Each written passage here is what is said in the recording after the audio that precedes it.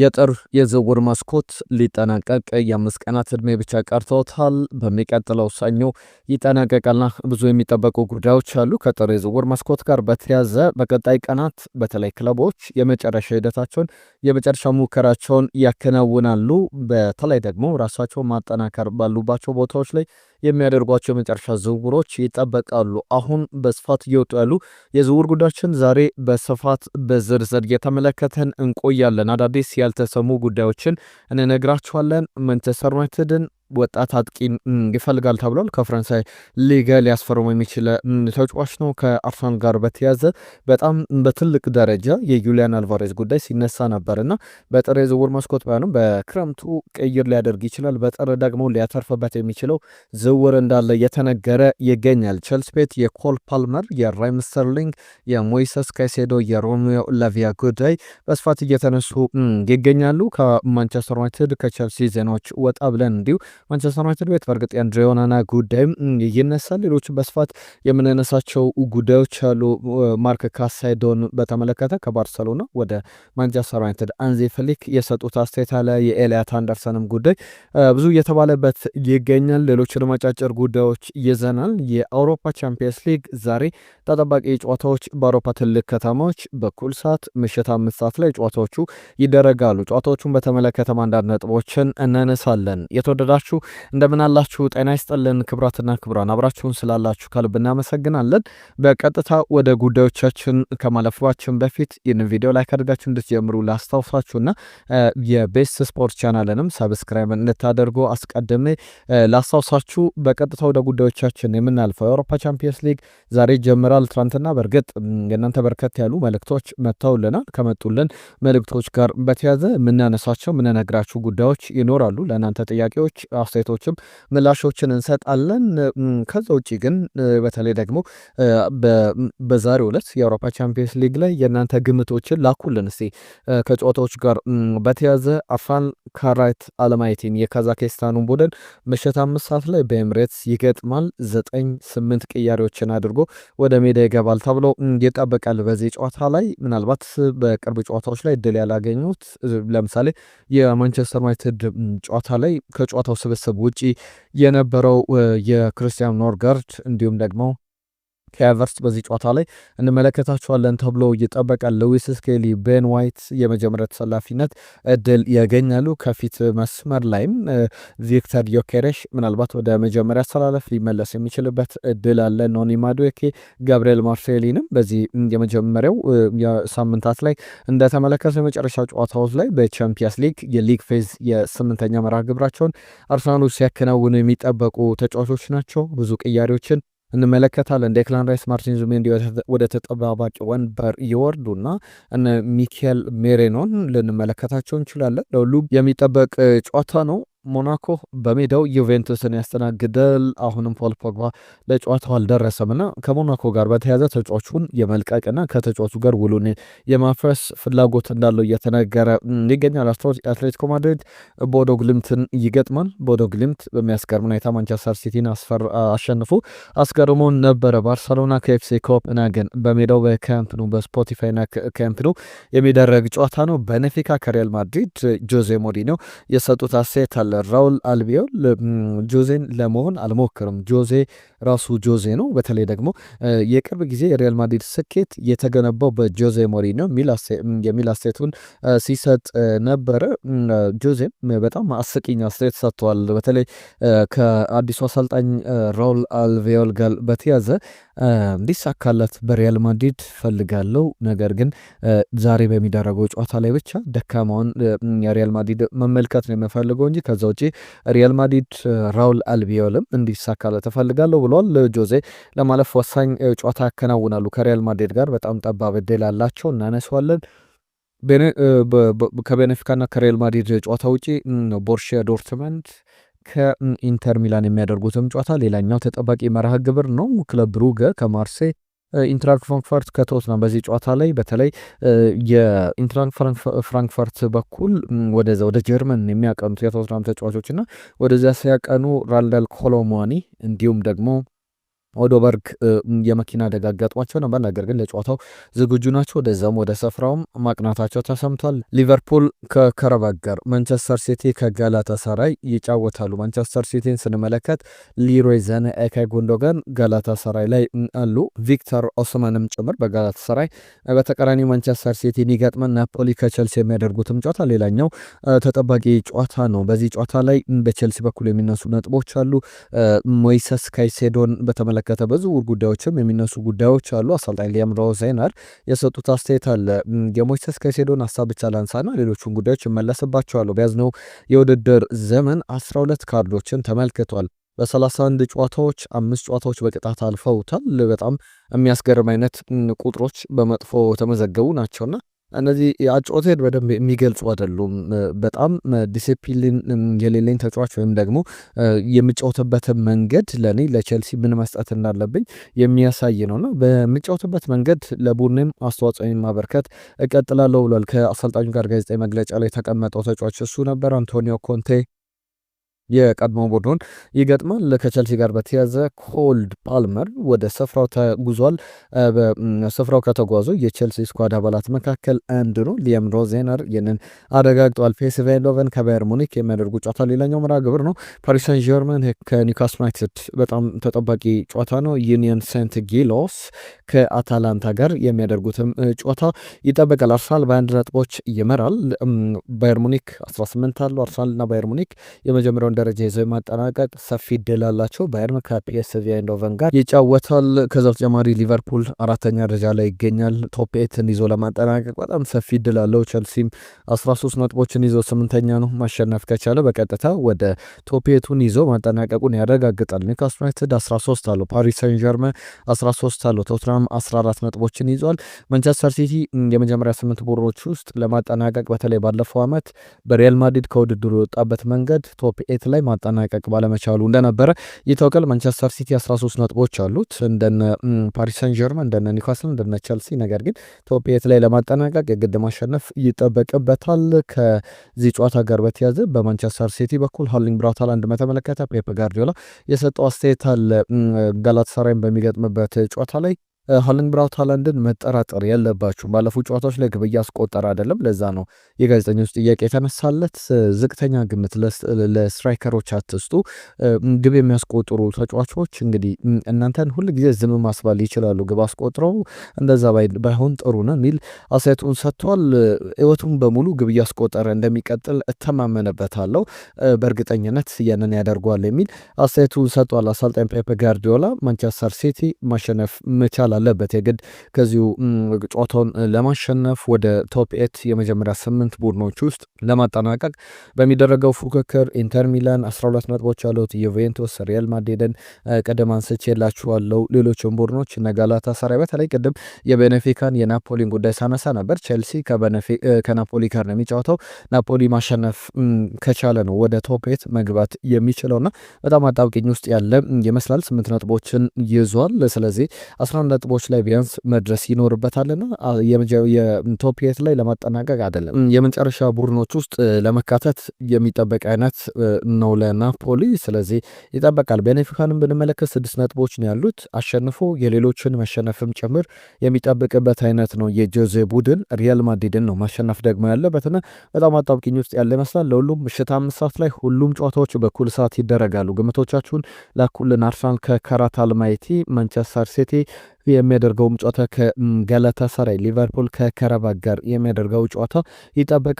ግምቶቻችሁን ላኩልን። በቀጥታ ወደ አጫጭር ጉዳዮቻችን እናልፋለን። ትናንትና የእናንተ ሀሳቦች በርከት ብለው መጥተዋል፣ እናነሳችኋለን። አስቀድሜ የእናንተን ሀሳቦች ላንሳላችሁ። በተለይ ደግሞ የማንቸስተር ዩናይትድ በጣም ኢምፖርታንት ተጫዋች ማን ነው በቼልሲስ በአርሰናልስ ብዬ ትናንትና ጥያቄ አቅርቤ ነበረ።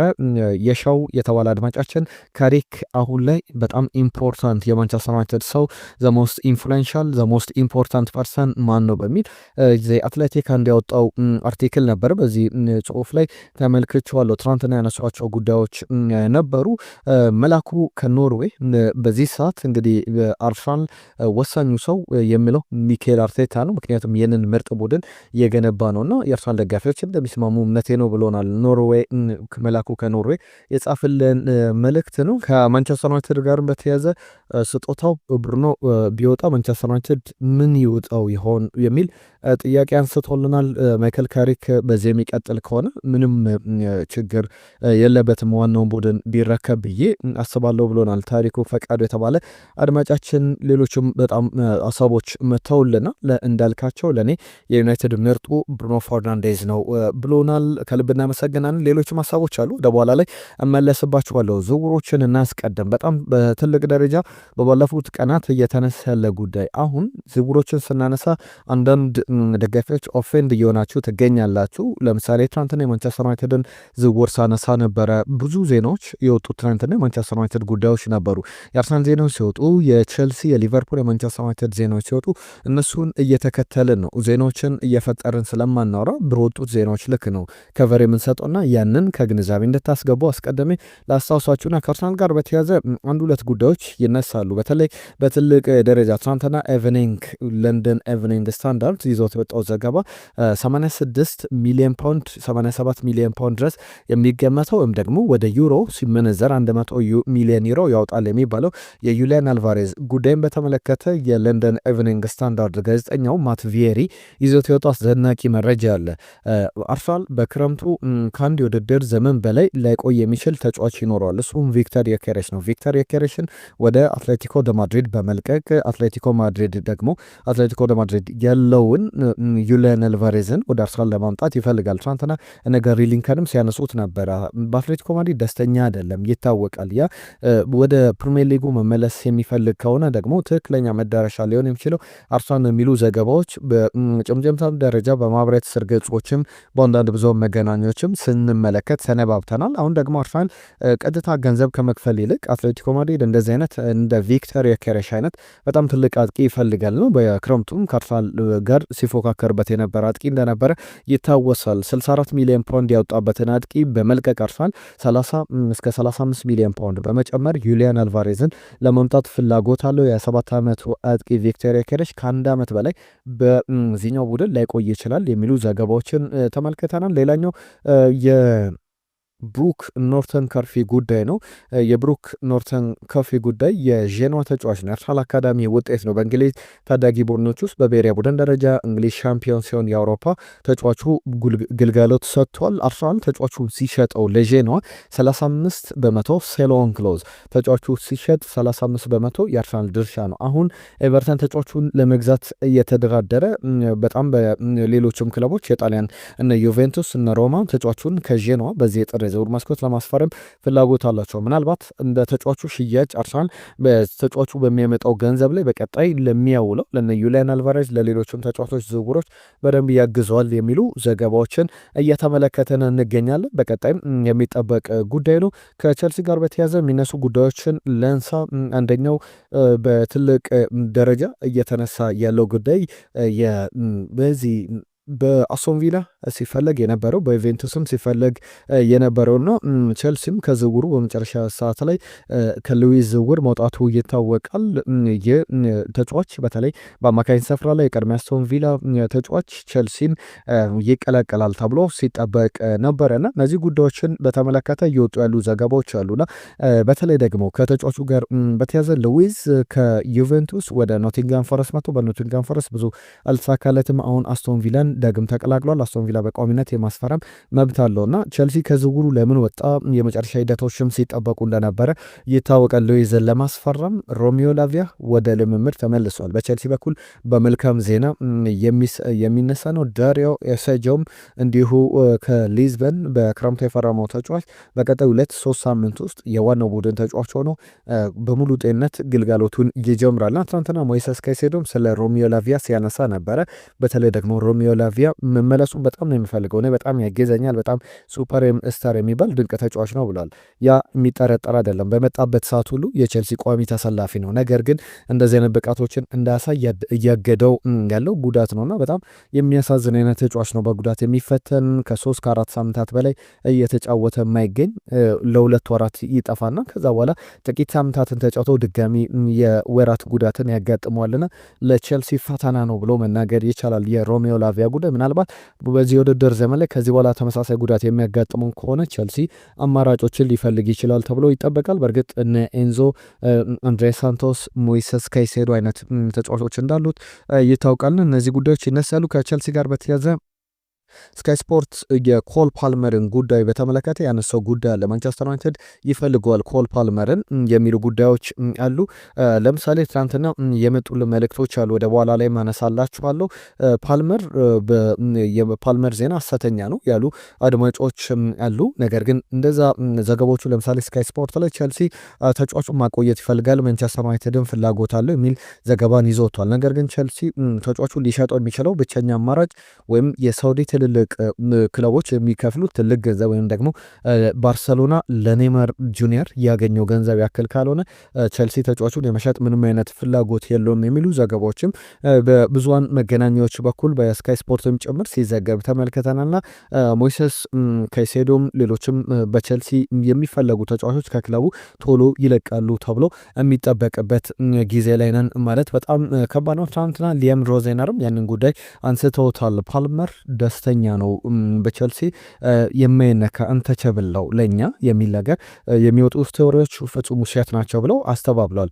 ውሸት ናቸው ማለታቸው በእርግጥ ውሸት ያደርጋቸዋል ማለት አይደለም። አሰልጣኞች እንደዚህ አይነት አስተያየቶችን ይሰጣሉ። የፒአር ስራ የብዙሃን መገናኛዎችን እንግዲህ ትሪትመንት ጉዳይ ነው የዜናዎችን ከማቃለል አንጻር የሚነሳ ነውና ኮል ፓልመርን በተመለከተ ግን አሁንም አንሰትልድ እንደሆነ የሚነሱ ጉዳዮችን በተመለከተ ትክክለኛ ሀሳቦች አይደሉም። በለንደን ቆይታው ደስተኛ አይደለም፣ ወደ ማንቸስተር ከተማ መመለስ ይፈልጋል፣ ሆም ሲክነስ ይዞታል የሚሉ ዘገባዎች ቢወጡም አሁንም ግን ቸልሲ ተጫዋቹን በክለቡ እንደሚያቆየውና አንዳንድ ጊዜ አሰልጣኞች ሲቀየሩ ተጫዋቾች ከምርጫ ውጪ ሊሆኑ ይችላሉ፣ ኮል ፓልመር ግን እንደዛ አይደለም የሚል ሊያም ሮዜነር በቀጣይ የቸልሲ ቁልፍ ተጫዋች ሆኖ እንደሚቀጥል የሰጡት አስተያየት አለ። ከዩናይትድ ጋር በተያያዘ የሚነሳው ጉዳይ የዶርጉ ጉዳይ ነው። ለ10 ዓመታት ከሜዳ ይርቃል። ባለፉት ጨዋታዎች ላይ 2 ለግብ የሆኑ ኳሶችን አቀብሏል ከበርንሌ ጋርና ከአስቶን ቪላ ጋር የነበሩ ጨዋታዎች ላይ እንዲሁም ደግሞ አርሰናል ላይ ግብ አስቆጥሯል፣ ማንቸስተር ሲቲ ላይ ግብ አስቆጥሯል፣ ኒውካስል ዩናይትድ ላይ ግብ አስቆጥሯል። በተለይ ደግሞ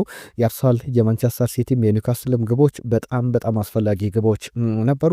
ከማንቸስተር ዩናይትድ ዜናዎች ጋር በተያያዘ የሚነሳው የዲየጎ ኮስታ ጉዳይ ነው። ዲየጎ ኮስታን በተመለከተ በአንተ ጊዜ ከነበሩ አሁን ካሉ የፕሪሚየር ሊግ ተጫዋቾች መካከል እንዳንተ ወይም እንደ ድሮግባ የመሰለ በጣም ትልቅ ታለንት ያለው ተጫዋች ማን ነው ተብሎ ተጠይቆ ነበር። ብሪያን ምቤሞ ያ የማንቸስተር ዩናይትዱ ተጫዋች ያ ካሜሮናዊ የብሪያን ምቤሞ ነው የሚል ሀሳቡን ሰጥቷል፣ አደናንቆታል።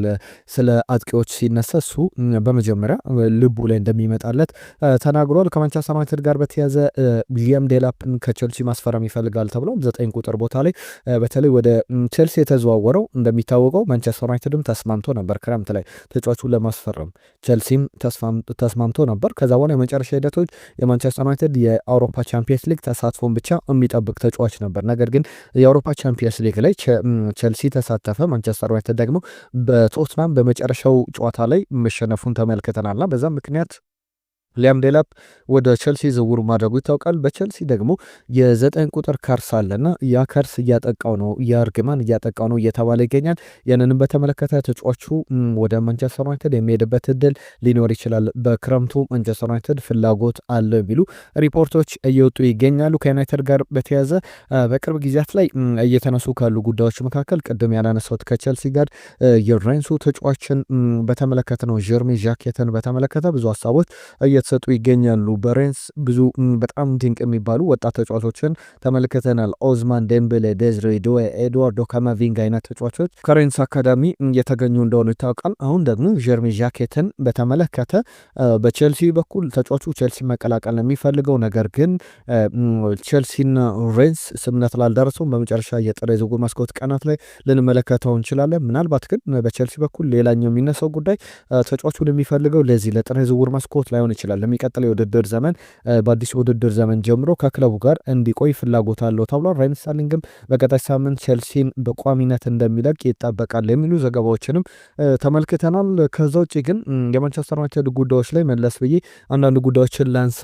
ከሚነሱ ጉዳዮች መካከል ዩናይትድን በተመለከተ ከዚሁ ከሬንስ አካዳሚ የተገኘው ከድር ሜቴ 18 ዓመቱ ላይ ይገኛል። ይህንን ተጫዋች ለማስፈረም ማንቸስተር ዩናይትድ ፍላጎት አለው 26 ሚሊዮን ፓውንድ አካባቢ የሚገመት ነው። አል ሂላል የሳውዲው ክለብ ይፈልገዋል እየተባለ ይገኛልና ዘጋርዲያን ይዞት የወጣው ዘገባን እየተመለከትኩት መረጃ ነውና ከድር ሜቴ በጣም ጥሩ አጥቂ ነው። በሬንስ ጀርሚ ጃኬትን ከፊት ደግሞ ይህንን ሊያጣ ይችላል የሚሉ ዘገባዎች ይህንን ተጫዋች ከድር ሜቴን 18 ዓመቱን ተጫዋች ሊያጣ ይችላል፣ ወደ ማንቸስተር ዩናይትድ ሊሄድ የሚችልበት እድል አለ በሚል እየተነሱ ያሉ ጉዳዮች አሉ። ከዩናይትድ ጋር በተያዘ ግን ትናንትና የኤሊዮት አንደርሰንን ጉዳይ ሳነሳላችሁ ነበር። ሌሎችም ጉዳዮች አሉ። ከማርክ ካሴዶ ጋር በተያዘ የባርሰሎና አማካኝ ስፍራ ተጫዋች ነውና አንዚ ፍሊክ ስለ ተጫዋቹ ስለ ማርክ ካሳዶ የሰጡት አስተያየት አለ። 22 ዓመቱ ላይ ይገኛል። ባርሳን ይለቃል፣ ማንቸስተር ዩናይትድን ይቀላቀላል ተብሎ በጥር እየተነገረ ነበር። ለእኔ እንደዚህ አይነት ጥያቄዎች ራሱ መጠየቅ የለባቸውም። ይለቃሉ ወይ ተብሎ መጠየቅ የለበትም። የኛ አስፈላጊ ተጫዋች ነው። እያንዳንዱ ተጫዋች ለባርሰሎና አስፈላጊ ነው። ማርክም በጣም ሱፐር ፕሮፌሽናል ተጫዋች ነው፣ በክለቡ ይቆያል የሚል አስተያየታቸውን ሰጥቷል። አንድሬ ኦናና በቋሚነት ማንቸስተር ዩናይትድ ሊለቅ ተቃርቧል ተብሏል። በተለይ ኢንተር ሚላን ተጫዋቹን ለማስፈረም ፍላጎት አለው ተብሏል። ኢንተር ሚላን ተጫዋቹን አንድሬ ኦናናን ለማንቸስተር ዩናይትድ የሸጠበት ድርድር በተለይ 20-25 ሚሊዮን ፓውንድ ይሸጧለን ብለን ስንጠብቅ ማንቸስተር ዩናይትድ እና ለመደራደር 45 ሚሊዮን ፓውንድ 47-50 ሚሊዮን ፓውንድ ብለን ጠራን። ነገር ግን ማንቸስተር ዩናይትድ ወደ 47 ሚሊዮን ፓውንድ አስፈረመውና የዛኔ ሻምፓኝ ነበር የከፈት ነው ብለው የወቅቱ የኢንተር ሚላን ፕሬዚደንቶች ይናገራሉና በኢንተር ሚላን በኩል አሁን ይፈልጋል። በትራብዘንስፖር እየተጫወተ ይገኛል። ወደ ማንቸስተር ዩናይትድ ዳግም ይመለሳል ተብሎ አይጠበቅም። ነገር ግን ኢንተር ሚላን ለተጫዋቹ ምን ያክል ገንዘብ ሊከፍል ይችላል? እስከ 10 ሚሊዮን ፓውንድ እየተባለ ይገኛል። ለማንቸስተር ዩናይትድ ኪሳራ ቢሆንም ተጫዋቹን ግን በዛው መልቀቅ ነው የሚፈልገው። ወደ ማንቸስተር ዩናይትድ በክረምቱ ይመለሳል ተብሎ አይጠበቅም እየተባለ ይገኛል። ሌላኛው የማንቸስተር ዩናይትድ ጉዳይ የኤሊዮት አንደርሰን ጉዳይ ነው። ኤሊዮት አንደርሰን ወደ ማንቸስተር ሲቲ መሄድ እንደሚፈልግ ብዙ መገናኛዎች እየዘገቡ እያስናባቡ ይገኛሉ። ከዛ ውጭ ግን በዚህ ጉዳይ ላይ በተጫዋቹ ጉዳይ ላይ የቀድሞ ማንቸስተር ዩናይትድ የቶትናም አጥቂ የማንቸስተር ዩናይትድ የሶስትዮሽ ዋንጫ ሲያሸንፍ አንደኛው ቁልፍ ተጫዋች የነበረው ቴዲ ሼሪንገም የሰጠው አስተያየት አለ። ማንቸስተር ዩናይትድ ተጫዋቹን ማስፈረም የሚፈልግ ከሆነ በተለየ መንገድ ተጫዋቹን መሞከር አለበት። በቀጥታ ከተጫዋች ወኪሎች ጋር ከመደራደር ይልቅ የክለቡን የኖቲንጋም ፎረስቱን ባለቤት ኤቫንጀሎስ ማሪናኪስን በግል ማነጋገር ይኖርባቸው። ለማንቸስተር ዩናይትድ ባለቤቶች ያ የሚሆን ከሆነ ተጫዋቹን በቀላሉ ማግኘት ይችላሉ የሚል ሀሳቡን ይዞ ወጥቷል። በጣም ብዙ ሀሳቦች ትናንትና የእናንተ መልእክቶች መጥተውልናል። ቅድምም አንዳንዶቹ ለመንሳት ሞክር ያለው በተለይ ታሪኩ አዳም ዋርተን ሆነ አንደርሰን በይፋ ያልተረጋገጠ ነገር ነው። እንዴት ተስማምተዋል ብለ ማንቸስተር ዩናይትድ ዝውውሩ አጣብቂኝ ውስጥ ነው ብለ ታነሳለ ብለው ሀሳቡን ልኮልናል። ታሪኩ የተባለ አድማጫችን በትክክል እንደዛ አይደለም። ለምሳሌ የኤሊዮት አንደርሰን ጉዳይ ወደ ማንቸስተር ሲቲ መሄድ እንደሚፈልግ በአንድ ብዙሃን መገናኛዎች አይደለም በሁለት በሶስት ብዙሃን መገናኛዎች ደጋግሞ እየተዘገበ ያለ ጉዳይ ነው። የአዳም ዋርተንን ጉዳይ ለምሳሌ በዝውውር ላይ አንዳንድ ታማኝ የሚባሉ ምንጮች አሉ። ኒኮላስ ሺራ ትናንትና ያነሳውን ጉዳይ ነው ያነሳሁት እንጂ የኔን ሀሳብ አይደለም ያካፈልኳችሁ። በዛ እንዲታይልኝ ይፈልጋለሁ። ታሪኩ የዘውተር አድማጫችን ነው። ከልብ እናመሰግናለን ስለሰጠን አስተያየት። ነገር ግን ማንቸስተር ዩናይትድ በእንደዚህ አይነት ድርድር ሂደቶች ላይ ዝውውሮች ክረምት ላይ ብቻ የሚጠናቀቁ አይደለም። በተደጋጋሚ እናነሷለን። አሁን ጀምሮ የሚሰሩ ስራዎች እንደሆኑ ይታወቃል። ስለ ማንቸስተር ዩናይትድ ዜና በሷል ያለን ሌላ አድማጫችን አለ። ያንን ትናንትናም ቅድምም ለመመለስ ሞክር ያለው ብዙ ጉዳዮች በወጡበት ወይም የአርሰናል ዜናዎች ከበዙ እንደዚህ አይነት ትኩረቶችን ስለምንሰጥ ነው። ታግሳችሁ ከኛ ጋር ቆይታችሁ እንድታደርጉ አስቀድሜ ያስታውሳችኋለሁ። እንዳላይ መሞ የተባለ አድማጫችን እንደላይ ከደብረ ዘይት የላከልን መልእክት አለ። አሞሪም መባረር የነበረበት በኤቨርተን ጨዋታ ነው። ኤቨርተን ገና የመጀመሪያ ደቂቃዎች ላይ በቀይ ካርድ ወጥተውበት ማንቸስተር ዩናይትድን ባሸነፈበት የኦልትራፎርድ ጨዋታ ለነበረ የሚል ነገር አንስቶልና እንግዲህ በትክክልም ብዙ የማንቸስተር ዩናይትድ ደጋፊዎች በተለይ ማይክል ካሪክ ካሳየው ብቃት አንጻር በጣም እየተቆጩ ያለበት ጊዜ ላይ እንዳለ ማንሳት ይቻላል። ቴዲዮስ 11 ተጫዋቾችን ይዞ ወደ ሜዳ የገባው ማንቸስተር ዩናይትድ ግን የማል ዳኛን የመስመር ዳኞችን ጨምሮ 12 ተጫዋቾችን ይዞ ነበር የገባው። አርሰናል ቢሸነፍ የሚገርም አይደለም የሚል አስተያየቱን ልኮልናል። ኤርሚ ኤርቢና የግሪንውድ ጉዳይ ውሸት ነው ብሎናል። ነገር ግን በትክክል የክለቡ ፕሬዚዳንት ጭምር የሰጡትን አስተያየት ፍላጎቶች እንዳሉ ከክለቡም ከሌሎች ክለቦችም የአውሮፓ ክለቦች ፍላጎቶች እንዳሉ ነው ያነሳ ነው። ፓብሎ ሎንጎሪያ ትናንትና የሰጡትን አስተያየት ነው የነገርናችሁ። ብራያን ምቤሞ የማንቸስተር ዩናይትድ ቁልፉ ተጫዋች ነው በአሁኑ ወቅት ላይ የሚል መልእክቱን ከሌድ ጀማል ልኮልናል። እንዳልካቸው ለእኔ ምርጡ ብሩኖ ነው የሚል መልእክቱን ልኮልናል። ቸርነት እንግዲህ ኮል ፓልመር ቼልሲን የሚለቅ ከሆነ ቼልሲ ይጎዳል ብዬ ያስባለሁ። ኮል ፓልመር በቼልሲ ቤት ያለው አቋም ዘንድሮ በጉዳት እየቸገረ ቢሆንም እንደ መጀመሪያው ዓመት ከማንቸስተር ሲቲ የመጣበት ዓመት እንደምናስታውሰው ቼልሲ ኤፍሲ ወደ ኮል ፓልመር ኤፍሲ ይቀር ተብሎ ነበርና እንደዚህ አይነት ግልጋሎት ይሰጣል መቆየት አለበት ብዬ አስባለሁ ብሏል። ታደሰ ተከተል ታደሰ ከልብ እናመሰግናለን ስለ ጻፍክልን መልእክት። አየን ሙሉ አለም የአርሰናል የማንቸስተር ዩናይትድ ጨዋታ ጨዋታውን ደጋግሜ አይቼዋለሁ። በአርሰናል ላይ የተከለከሉት ፔናልቲዎች አይቼዋቸዋለሁ። ከምድ ማንቸስተር ዩናይትድ ውጤቱ አይገባውም ነበር የሚል ነገር ልኮልናል። አየነው ሙሉ አለም ከልብ እናመሰግናለን ስለ ጻፍክልን መልእክት። ጌታቸው ሻለቃ ጌታቸው ብሩ ከደቡብ ዕዝ የጻፉልን መልእክት አለ። ወደ አርሰናል ወደ ዝውውሩ መግባት ካለበት የአትሌቲኮ ማድሪዱን ጁሊያን አልቫሬዝን ማምጣት ይኖርበታል።